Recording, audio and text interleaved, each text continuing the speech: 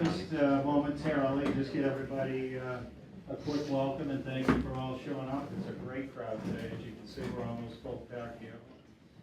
I'm going to have our chaplain start with a benediction.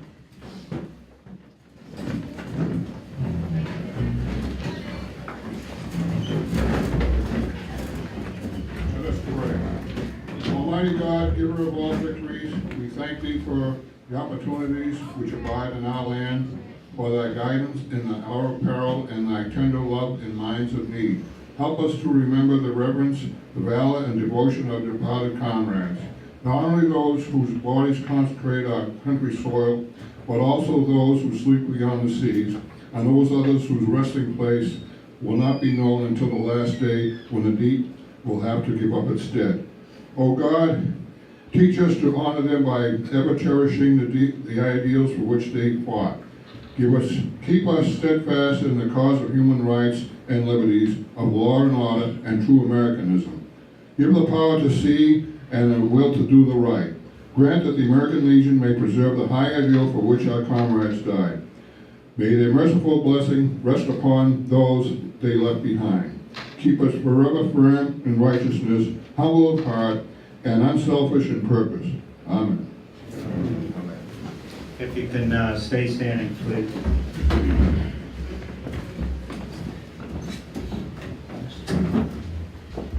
And join me in the Pledge of Allegiance.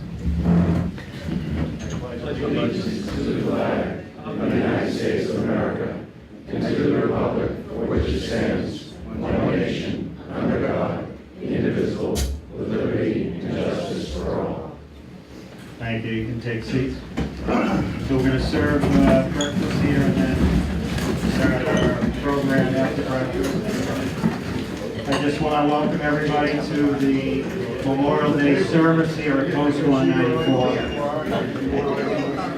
This is why we're all here today, to recognize those that have lost their lives throughout the country in defense of our nation, state, and community.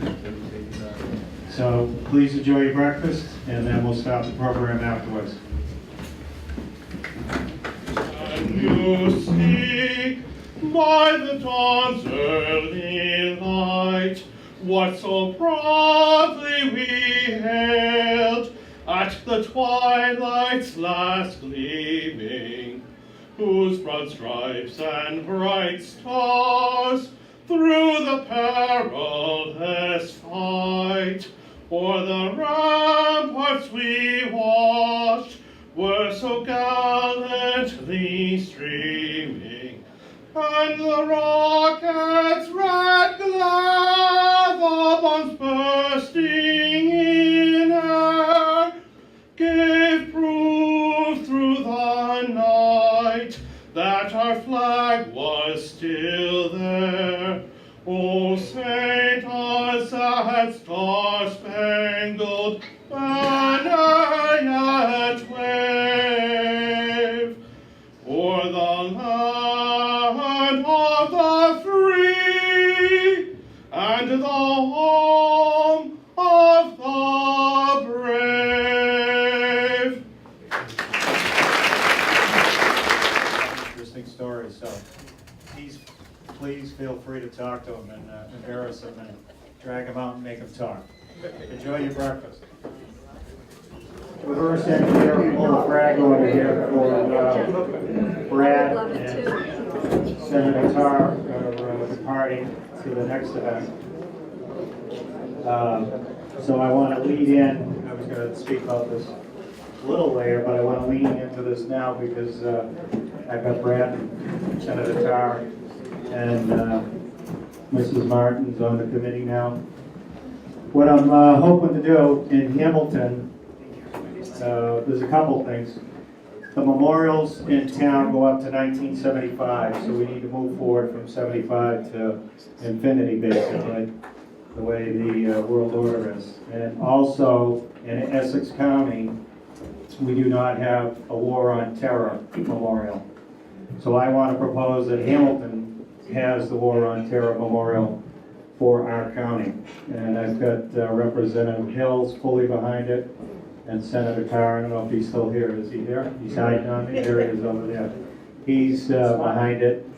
And so moving forward, this is going to be something I'm going to take on and look for the community's help and selectmen, because we'll have to go through the selectmen and approval processes. So with that, I will have Representative Hill say a few words, and if Senator Carr would like to say a few words. Well, first of all, you do have our support. As you probably remember in the past, when the town has come to us for money for monuments, we've been able to secure those funds through the budget. And once we find out how much this would cost and the applications that are going to be needed in order for it to happen, we then will look to the budget or to the DAV to try and get some funding to help with that. So you absolutely have us as your advocates on at the state level to get you some funding for that.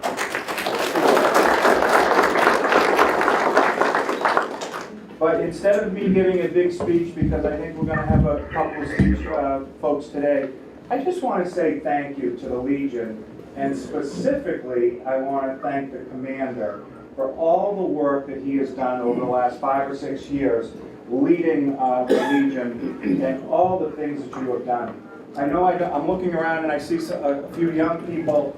If you go to our cemeteries and you see that all the graves are decorated, it's something to be seen. It's awesome. And it's because of the leadership of the Legion and volunteers that got that done. You go down Route 1A, it's pretty impressive. We have to say thank you, Commander, for all that you've done.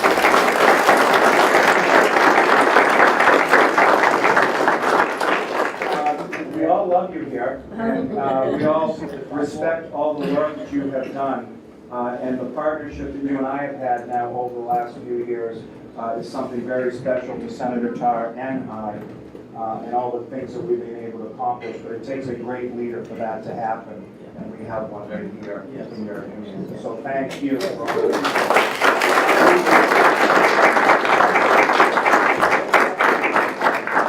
And as I normally do, and I'm not going to read it, but we always, yes. I say yay too. We do have a proclamation that we give out every year to the commander of the Legion declaring May 27, 2019 to be Memorial Day. It's signed by our Governor Charles Baker, our Lieutenant Governor Karen Polito, signed by our Secretary of State William Galvin. And at the bottom it says, "God save the Commonwealth of Massachusetts," and I think I can say with the utmost sincerity, God bless America and God bless this Legion.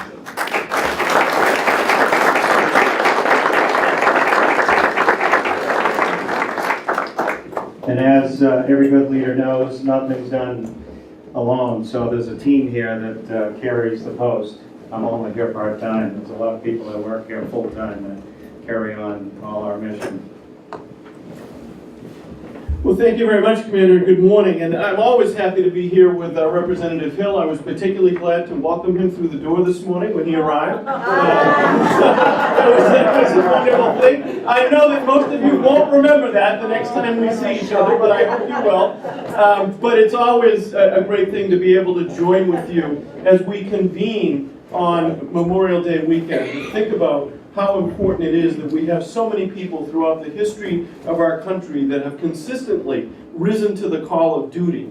And it's wonderful to be here, Commander, with you. You certainly have done an outstanding job. And in fact, it's wonderful to see so many people here this morning. I was saying a little while ago that I actually had to park in Essex and walk over because the parking lot was so full. And that is a testament to the spirit of this post, and to the spirit not only of the Legion, but certainly the Sons of the American Legion, who we owe a great debt of gratitude for putting together so much of this morning as well. And so I merely wanted to say thank you, and to say that we will be enthusiastically joining you, Commander, in the effort to be able to create a War on Terror memorial for Essex County, so that we can remember all of those folks that have carried on the tradition of military service that has made our country great, not because we love war, but because we always fight so there'll be peace. And it's been an amazing thing to see new generations serving multiple tours of duty, families making incredible amounts of sacrifice as their loved ones have served those tours of duty, and they deserve the same recognition as so many others that have come before them in other wars and conflicts. And won't it be a great exclamation mark on behalf of our county to build a memorial that says thank you in the strongest possible terms. We know that will be an incredibly challenging effort. It's going to take a lot of work, it's going to take the right design, it's going to take a team to get it funded. Obviously, Brad and I will do our part through the various ways that we have to try to bring state resources to bear as well. But the most important thing is that this will be something created by the community to rise up together once again and say in the strongest possible terms, thank you, we appreciate what you have done, we recognize the sacrifice that has been made through your service, and we are proud of you. And there couldn't be a better place for all of that to happen than right here in Essex County. So again, thank you to the Legion for having us today. Thank you to the Sons and everyone who contributed to making this wonderful breakfast. And most of all, for everyone who today and this weekend who has served, who supports those who have served, or who will rise up in a collective expression of thank you. God bless you all, and God bless the United States of America. Thank you very much.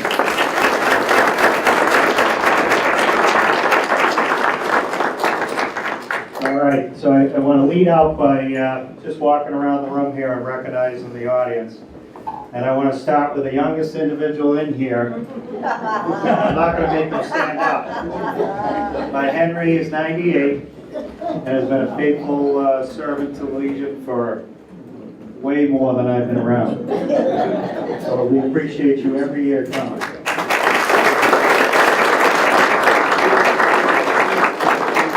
And then the other young guy over there who won the Legion of Honor a couple of years ago, if you remember. And he wore it for me today because I told him that I didn't even get a picture of him when he got awarded it a couple of years ago. Would you like to say that into the microphone? He's 94 years young.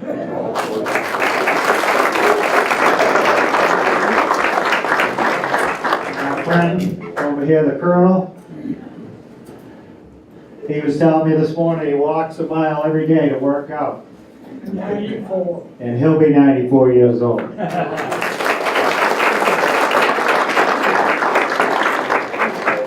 We are better because of those people among us, and they've led the way for us.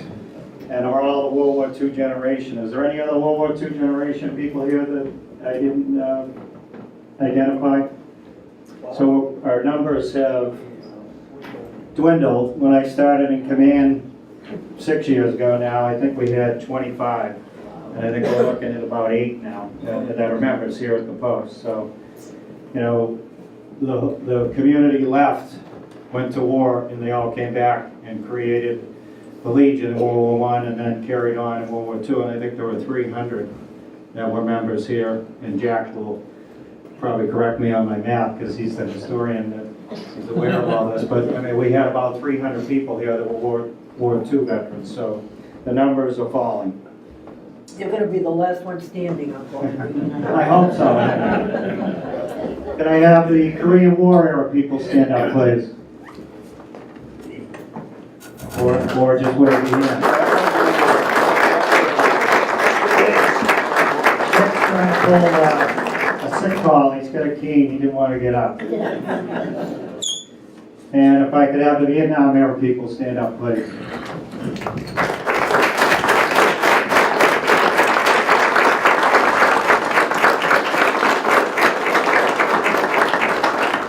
And those numbers are dwindling as well. I mean, I forget that they're 20 years ahead of me. So these people have, you know, started to dissipate as well. So it's good that we recognize them. And sadly, as we have seen in the news, in Massachusetts couple of memorials have been denigrated, for whatever reason, mental health or otherwise. So it's sad that even it would be done, especially this time of year.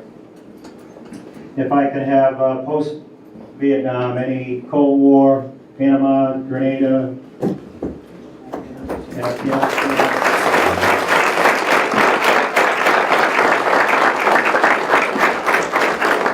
Somalia. There was one Somalia here, but he's departed with his child. All right, so I wanted to read something, the excerpt out of a book I had. But I just want to also continue with recognition, my favorite supporter of all, Mrs. Patton.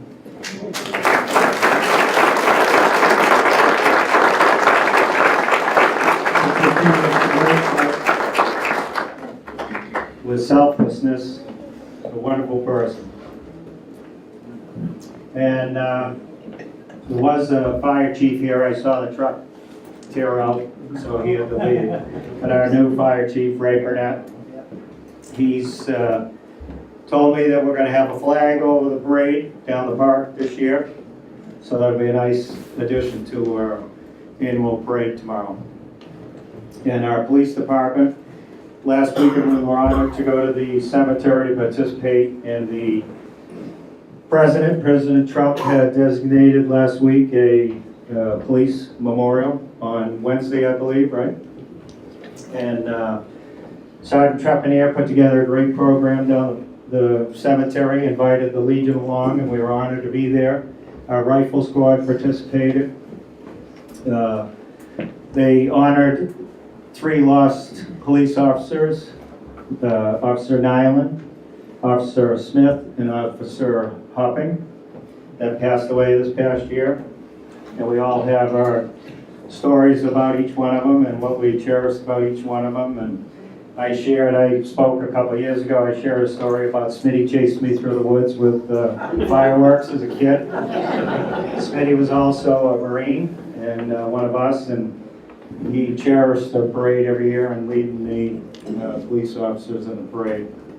And the chief spoke and did a fantastic job. He tied in General Patton, and he also tied in a message about it's not how they die, it's how they live.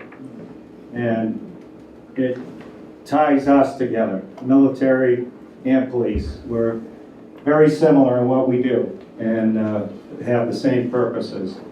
And it was a fantastic job, and it made me think about the battles we have, they're having over here now, sadly.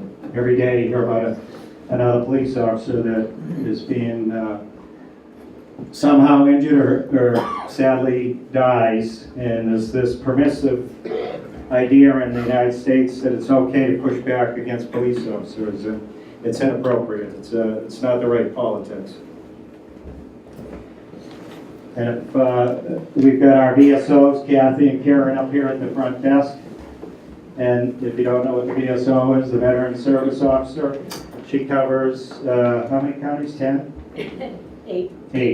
Covers 8 counties, and is our representative for our needs. And if you haven't met her, please come up and meet her. And if you have needs at 98, you don't have any needs, you're good to go. Please seek them out. They're over in Ipswich, their office at the town hall, so please seek them out. And then we got our Wenham Selectmen. We thank you for coming every year. And our Hamilton Selectmen and our new chair, Mr. Hubbard. Congratulations. And then in the corner over there is our Wenham Veterans Organization. Wenham has had a hit in the last few years. The Legion had closed. All the Legions are struggling, and since I've been commander, I know of at least 4 or 5 that have closed. There's a minimum number. You have to have either 13 or 15 to maintain a charter. So if you go below that, you can no longer keep your Legion charter, and unfortunately in Wenham that had transpired. So thankfully a lot of them have come over and joined up with us here in Hamilton, and we appreciate that. And who else hasn't been recognized? Anybody I've missed out here? my brother, come down to support me. All right, I want to just read an excerpt. The book was called Day of Battle. It's a reference to World War II, but you can plug in any battle, any country into the read here, and it would pretty much suffice for any combat. We learned the saddest lesson, for war was not just a military campaign, but a parable. There were lessons of camaraderie and duty, inscrutable faith. There were lessons of honor and courage, of compassion and sacrifice.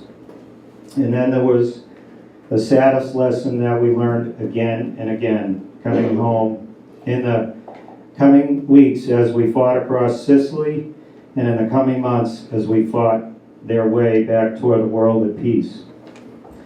That war is corrupting, that it corrodes the soul, tarnishes the spirit, and even the excellent and superior can be defiled, and no heart will remain unstained.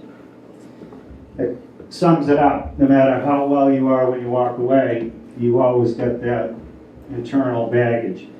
And today, the kids are coming home, or the service members are coming home, and a lot of them, I served 30 years, so I find that it's different. I transition a lot of issues over time, but a lot of these kids come home in 4 years, they get out, they don't have the tools to walk back into a free society and do what they gotta do, and statistics are showing that 20 a day are still killing themselves, which is incredible. And you lose all that, as the major will tell you, you lose all that team spirit and that ability to brace each other up, and that's what we do in the service. So when you come back, you're kind of just a lost soul. And I was talking to Rich Barbado, who works nationally for the VA, and he is a rock star, and he's evolved over time. He had, in our discussion, it said what is happening is these kids are coming back, and they're leaning back, they're looking for someone to come to them and to assist them, but that's not what this system's all about. That's not what America's all about. So these kids need to step in. There's all kinds of things available, but they need to take the chance and step in and do what they need to do to get themselves moving on the right foot. No different than any other service or war. It's just that they're, for whatever reason, having a hard time making that step forward and engaging and taking all the opportunities to benefit themselves. And another thing I wanted to mention was Washington, or the USA Today had picked up a story that the Pentagon had put out, a study in 2017, and they published it last week or the week before, that only 29% of the 17 to 24-year-olds in this country are eligible for the military, which sounds horrifying to me. And it's because of drugs, criminal records, and obesity. And they're calling it a national crisis. The Pentagon report was a looming national security crisis, young Americans unable to serve in the military. And they go on to say police, fire, any kind of professional requirements, because these kids are just in a different place today. In that same age group, and with all adults, they go on to say that, I think it's, I would try to be accurate here, 57% believe that our next step should be socialism. Oh. So we're shifting our culture in the country, and it's not to say that anything's lost, but it's these type things that focus us and bring us back to where we need to be. So this year, I want to put a plug out for the Patton Homestead. They're doing a 75th anniversary program at the Patton Homestead for D-Day, and it's the 4th, 5th, 6th, or 3rd, 4th, 6th. It's advertised. And Peter, you probably know, what's the exact dates? I mean, Bill, excuse me. Saturday, June 1st through Thursday, the Commemoration Day, June 6th. Yeah, so the 1st to the 6th, they got a week-long program, so please attend and be part of it. They've honored the Legion. The Legion's going to be there on the 6th and participate with the rifle squad. So it's a good program. We got great things in this town. We got our cherished family that we revolve around, and we have our park that every day we get to go by and see that wonderful big piece of steel out there. We got a very veteran, strong community, and it's great to see these programs continuing. And I want to put another plug out for Peter Glenn and Ernie Stone. They've led the way for the last several years on the Homestead Military History Day, and this year we're doing a Military Service Day, and we are co-sponsoring under their great leadership this event, and that's on July 13th. It's a fantastic day. They work tirelessly all year to put it together, and it's great for families, veterans, and there's going to be a lot of opportunity there for everybody to get involved. So please participate and come on down, and it's a free event. So bring your family, bring your relatives, put the word out and advertise. This is also about the 69th year and 52nd year since Vietnam. So time does go by. And if you think about it, the war on terror is about 18 years now. They call it different names, they changed the leadership, but we're going in about 18 years, and they're deploying people to Iran now. So there's probably not an end in sight. So I'm going to move forward and introduce the speaker of the day.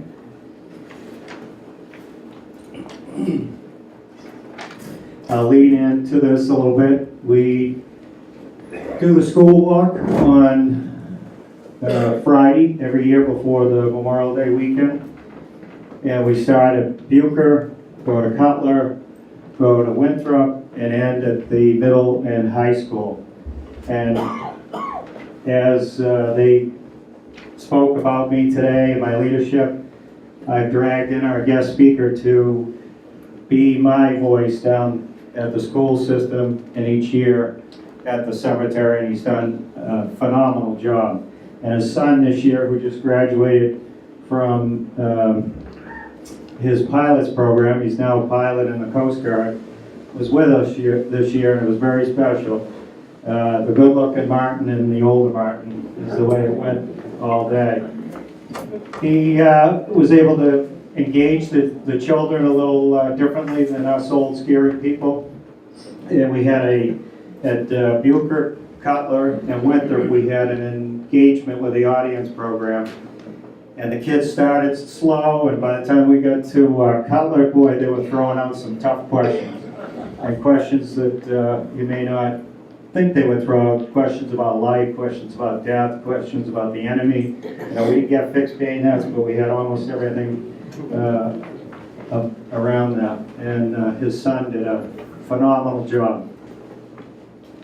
And it's one of the best things we do every year is to engage the school system. And again, it's a wonderful program, and it's great for the kids. By the time they get to the high school, some of them are heard it about 15 times, but they're a good lot. They give us honor by being there. So this person graduated from Stonehill College, went to Western New England University, was a U.S. Navy judge advocate. He was a prosecutor and a defense counsel. He was a staff judge advocate. He was a legal assistance attorney. He was a trial judge for the general and special courts, marshal. He was an executive officer of the Naval Reserve and Marine Corps Trial Judiciary. He's a retired commander of the United States Navy after 25 years. He's been a member here at the Legion Post since 1997. And this past year, he was made a judge by Governor Baker. So I will welcome Mr. William Martin.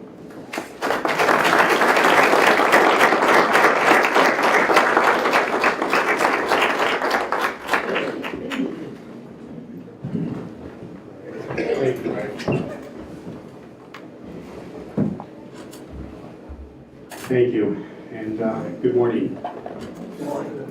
I have to say I'm a little nervous standing up here in front of all of you, very distinguished guests, and this is my first time speaking here at the Legion. Bear with me, please. My name is Bill Martin, and I served in the United States Navy Judge Advocate General's Corps for nearly 25 years on active and reserve duty. Now, I was lucky because my duty stations included San Diego, California, Groton, New London, Connecticut, the Navy Yard in D.C., Quantico, Virginia, and Newport, Rhode Island. Pretty good duty stations. Now, if you see our commander over here in Leland, you see a little table there between them. There's a small little table that's set up over there. And we honor those that table symbolizes. Their duty stations were a little bit different than mine. Their duty stations included Guadalcanal, the Hurtgen Forest, Antietam, Belleau Woods, the Chosin Reservoir, Quezon, Fallujah.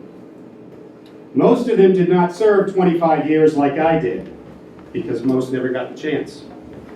Most never even got to be 25 years old.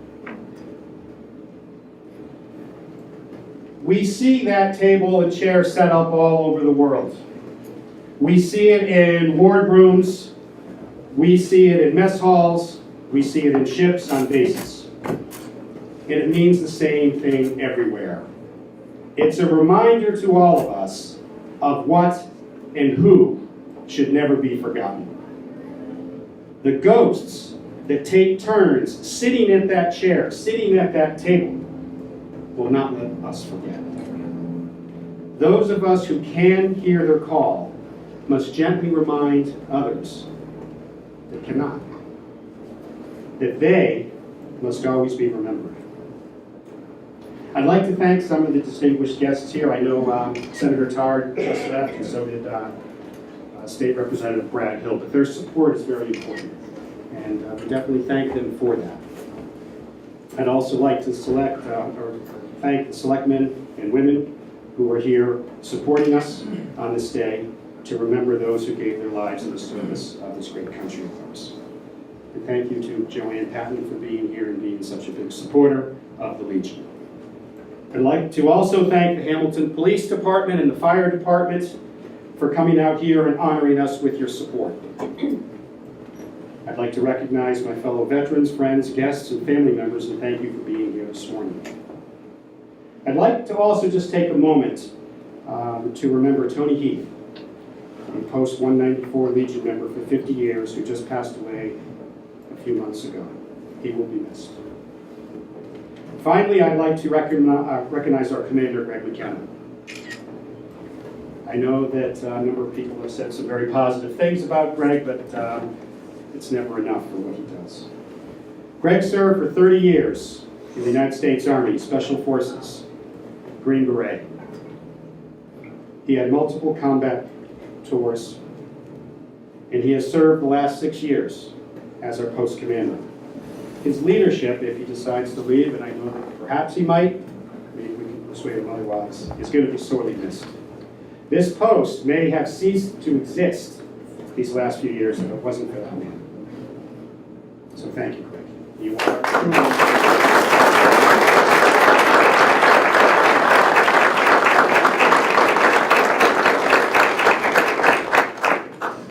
The American Legion organization is 100 years old this year.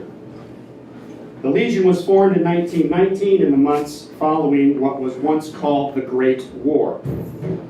For that time in history, that war was unique. That war was fought on land, air, on the sea, and under the sea. The war was fought all over the world. 32 different nations fought in that war. Civilian and military casualties were upwards of 37 million, of which 16 million were deaths. It was the most destructive war in human history up to that time. In 1918, when the end finally came, most could little imagine that another war would ever be fought. This was the war to end all wars. Right after the war, the League of Nations formed and outlawed war. It was illegal. How touchingly naive that concept was. Perhaps many felt that human beings after that war had finally turned the corner and war would be no longer, with so many being witnesses to the unspeakable horror on such a massive scale with the new mechanized and creative methods that we all invented to kill each other. Perhaps, just perhaps, war was really a thing of the past. Now they say that wisdom comes from experience, and after the experience from that war, who would ever want to go through that again? And especially to subject your children and your grandchildren to those things. Well, that was not to be. Today, we no longer call the Great War or the war to end all wars by those names. We just call it World War I. Out of that violent and naive time, the American Legion was formed. It was a way for veterans to reconnect with their communities and fellow veterans. In the Legion, a former private was equal to a former colonel. Old military ranks were not important. Comradeship was important. Everybody was simply known as comrade. Ironically, with such a word as comrade, this was truly a democratic organization.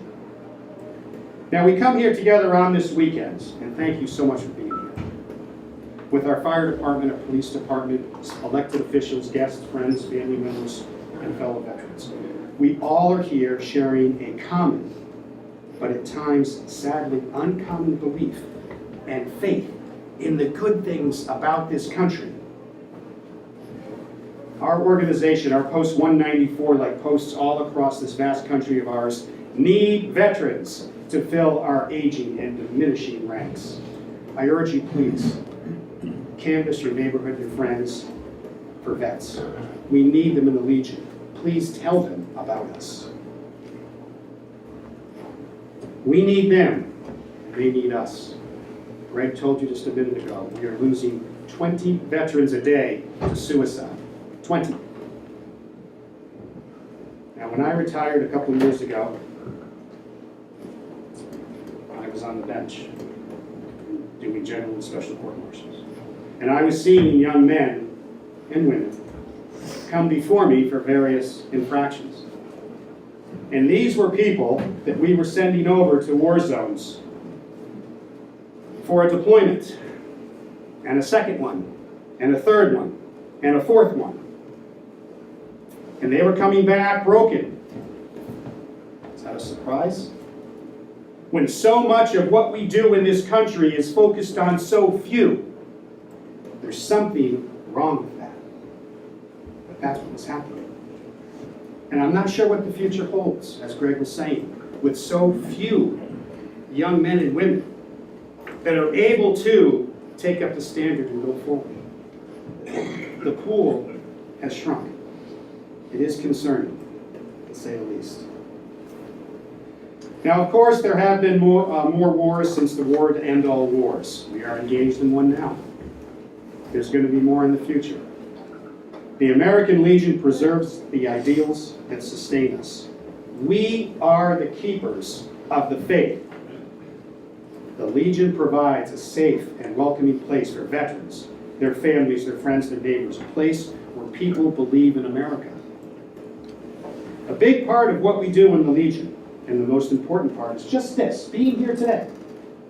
To gather to remember and honor those who gave all they had to their country. It is a small, temporary burden for the living to bear, when we, the living, have derived and inherited so much from their sacrifice. Lives remembered are never lost. So this weekend, with your families, your friends, your neighbors, please consider having a discussion about what makes it possible for this country to produce young men and women in this day and age who answer their country's call and go into harm's way. And please think, what would happen to us if those young men and women ever stopped believing in this great country of ours and stopped believing in themselves and us? Where would we be? Please never underestimate how important you are as fellow keepers of the faith and the impact you have on our future. Thank you, and I hope to see all of you tomorrow.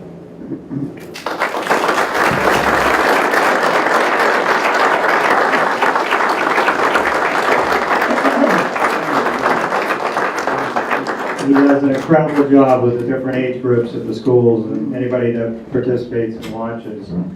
We'll see how he comes down to the younger children's levels, all the way up to the high school, and fire and brimstone. I appreciate it. Again, I don't do this alone. I have great people that surround me. So please, let me present this certificate to Commander Martin and give him a round of applause.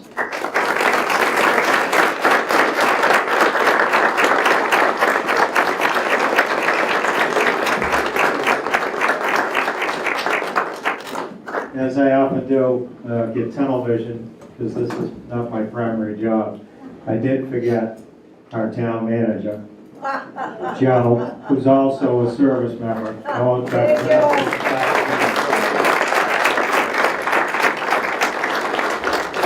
if you have any complaints, please file. Thanks for that, Greg. I appreciate that. Right here. And I also want to recognize our friend Peter, who ties into what we talked about today. If you recall, a couple of years ago, we recognized his son, who had served over 20 years in the military with more combat deployments than anyone should, had taken his life. He is going to be, his son PJ is going to be recognized in Peabody with a street sign on Monday.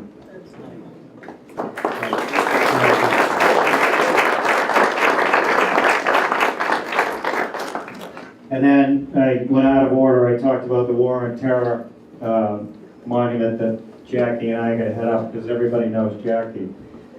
And I just wanted to go over the monuments in town.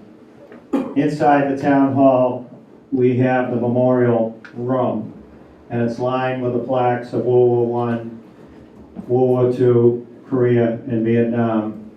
One of the plaques originally was on the gym where I went to junior high school, where Gordon went to high school. No, you go to high school, probably kindergarten over there or something. And then when they turned the junior high, former high school, into the library, the plaque got moved to the town hall. So we have the memorial room at the town hall. We have the World War II monument, the Soldiers and Sailors monument outside the cemetery in front of the Congregational Church. In the cemetery, we have the Soldiers Lot and the Soldiers Green, which the lot up front with the Revolutionary soldiers, and the green where the flagpole is. At one point, my historian could tell you there were 4 mortars there. The town sold the mortars and collected $34,000. I asked where that was, but I haven't been able to find it. But supposedly it's in perpetuity to take care of the greens and the monuments. The community house, which was donated by the Mandel family, again dating back to World War I. The Patton Park, recognizing the general and the units associated. The pillars at the park on the exit now, which recognizes the dedication from France. The Leland flagpole out front here is a national recognized landmark. The Myopia Bridge, which is recognized for Mortimer, and the Purple Heart Trail. Have I missed any? Okay. So these are all dating back to when we had 300 people that came back to town and put the monuments up. And again, we do not have anything from 1975 to our current date. So my mission will be to do that and raise funding. And Wenham was able to do that a few years back, and they got that nice monument out front and across from the police and fire station. And I believe that was somewhere around 150,000. At Beverly, I spoke to a couple people from Beverly yesterday. They did a Vietnam memorial with a bronze statue, and that was in the vicinity, when it was all said and done, 80,000. So it's much cheaper. So it's something we need to do, and we need to leave space, unfortunately, for future, because as we see, the future is ever pressing. Where would it go? If I had my way, right down at the, in between Conley's and the doctor's office, and that big green there. But I don't know who owns that property, so. But I think downtown would be great. Or over at the park where the driveway is, the U-shaped driveway, or somewhere in that big open space of Patton Park, or at the town hall, or in front of the cemetery, or obviously there'll be lots of arguments and discussions about what's appropriate and not appropriate, but it's something we need to address. Obviously, there's a lot of people that, I sometimes feel like there's no more people leaving Hamilton and going in the military, but we're the type of town now where it's changing every 10 years and people don't come back. And that's part of our small town problem, is people don't come back. And so we don't have backfill for the military. A lot of people go to the military, the families move away, and we never hear from them again. But there are quite a few people that still, every year from the high school, join the military. So they need to be recognized. And it's a departure from your town recognition. It's not anybody that comes to town and serves. There's a brick paver section of the town hall, up in front of the town hall, for people that can have their service recognized. It was put together by a few people. I don't know if it's an active thing today, but I'm sure now that we've involved Joe, we could probably get it activated. If you have people that want to have their name recognized and put in the brick pavers out in front of the town hall. I had my family recognized. They moved here in early 50s, so I put my parents out there, who were both veterans. So my plate's full. I'm looking forward to working with our politicians and getting that war on terror. I want it here in Hamilton. I want us to be the leader. We've been the leader for so long. I think it's a great thing, and we'll continue. And as Bill stated about our friend, Mr. Legion, I enjoyed telling Anthony every year how when I was at Winthrop School, I watched him march in and do the school walk. And I remember it like it was yesterday. And probably some of the other bucks in here, but I won't point them out. And probably nothing to do with why I went in the military, but I remember it, and I'm sure some of the other people that grew up here remember it. It's a great thing, and it's an important thing for our kids to see it, and believe me, they do appreciate it.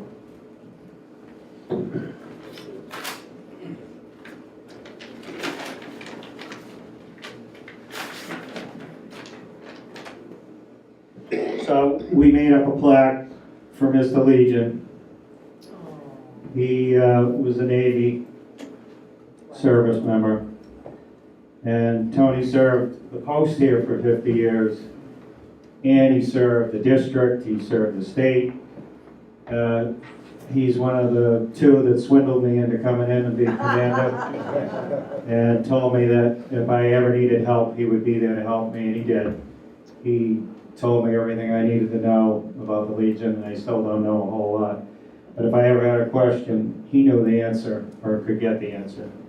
So he will be missed, and we'll honor him downstairs with his location in the trophy room.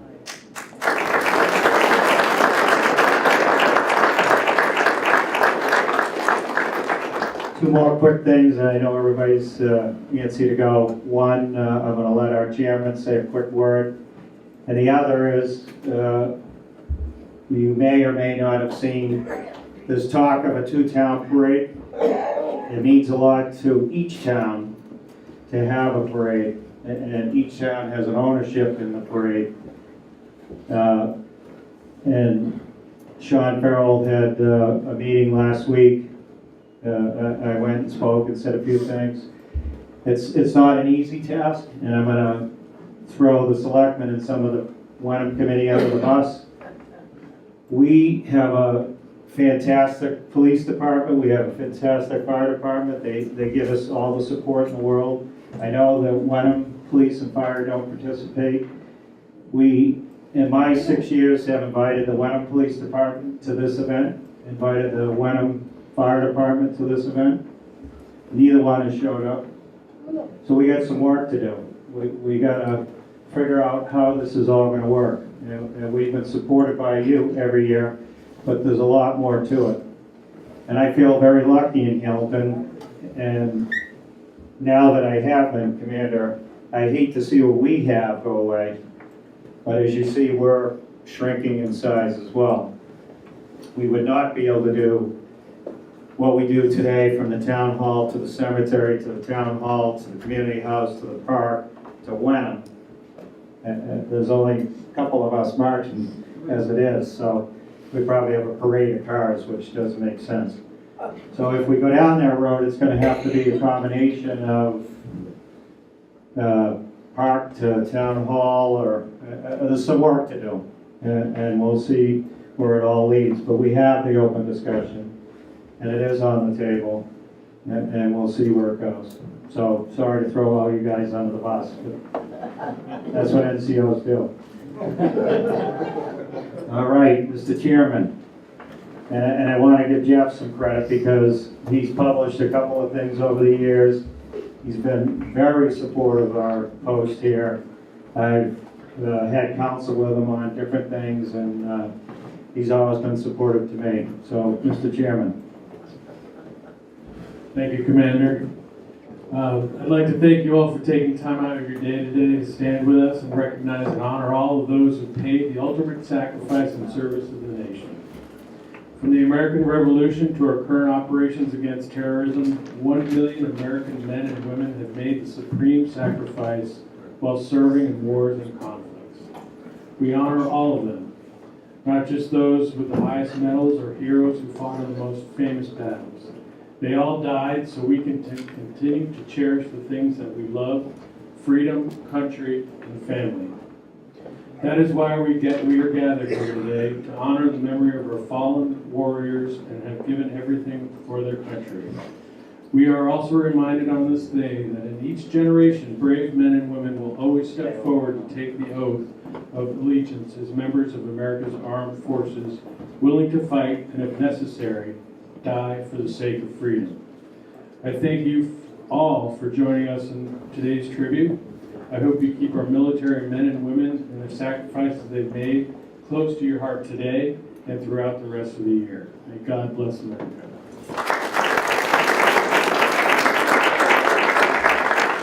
I feel like I'm looking at my son with his toy out, reading off a toy. I guess that's what they do today.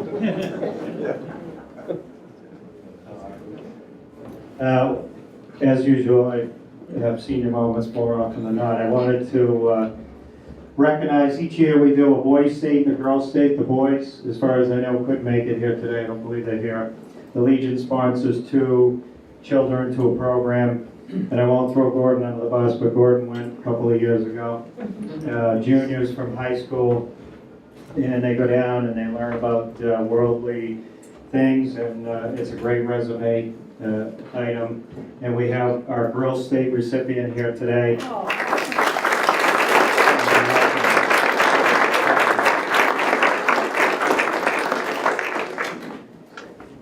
We women always show up. And another thing that occurred this year, that, not to throw anyone on a bus, but it's just the way we are today. For the first time, we were unable to, in the school system, to say a soldier's prayer. There are no prayers allowed, which we understand. But I appreciate at the Police Memorial Day, and I'm going to say it as well, God bless our country, our veterans, and their families. And with that, I want to recognize our crew in the kitchen.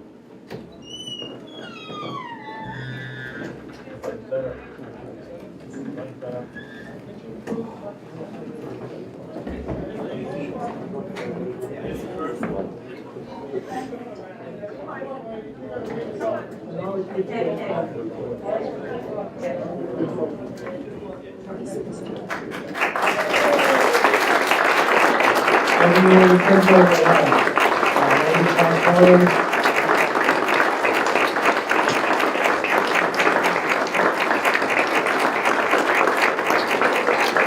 Signed.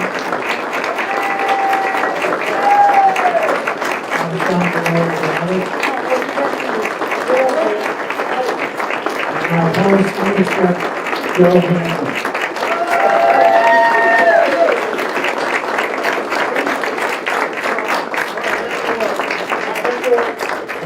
Seeing the ladies are wearing poppies, which was designated this year as National Poppy Day, I believe it was yesterday. They were out about town providing poppies, and people were donating small amounts of support. And this year, we were unable to do it in the Hamilton Plaza, which was kind of sad. So more to come in the future on that. We'll figure out what's going on with that. And I think there was, and the final senior moment, I want to thank Bill Melville from the Hamilton One Cable TV for coming here today, filming this.